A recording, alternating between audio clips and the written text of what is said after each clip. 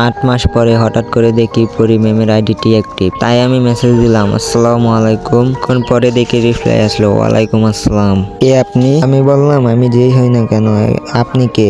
আর এটির মানুষ তো 8 মাস আগেই মারা গেছে।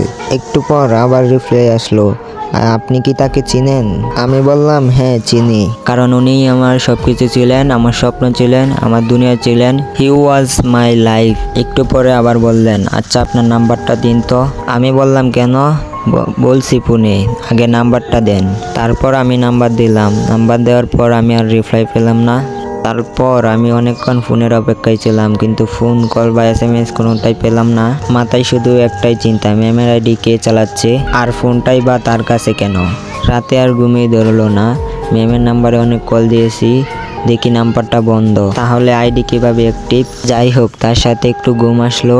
ঘুম ভেঙে দেখি ঘড়ির দিকে তাকিয়ে বেলা 11টা বেজে 47 মিনিট। আম্মু আমাকে আবার এত সকালে ঘুম থেকে উঠাই না, কারণ আম্মু জানে এই 8 মাসেই প্রায় আমি প্রতিটা রাতেই অনেক দেরিতে ঘুমাই। রাতে বেলকনিতে দাঁড়িয়ে ম্যামের কবরের দিকে তাকিয়ে কথা বলি। যাই হোক, ঘুম থেকে উঠে একবারে গোসল করে বাইরে এলাম। কলেজেও সেদিন থেকে যাওয়া হয় না আর বেশি, আর অনিয়মিত স্টুডেন্ট হয়ে গেছি। আম্মু আর বকা দেয় নাই সেদিনের পর থেকে। প্রয়োজন ছাড়া তেমন রুম থেকে বের হই না।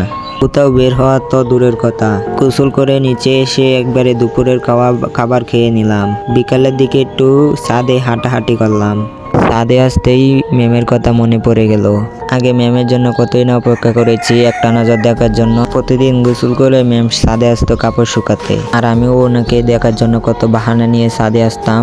এসব ভাবতে চোখের কোণা চিকচিক করে উঠলো, চোখ থেকে গড়িয়ে 2 ফোঁটা পানি পড়লো। মন ভালো করার জন্য ছাদে আসলে ম্যামের কথা মনে হয়, মনটা আরো খারাপ হয়ে যায় বেশি।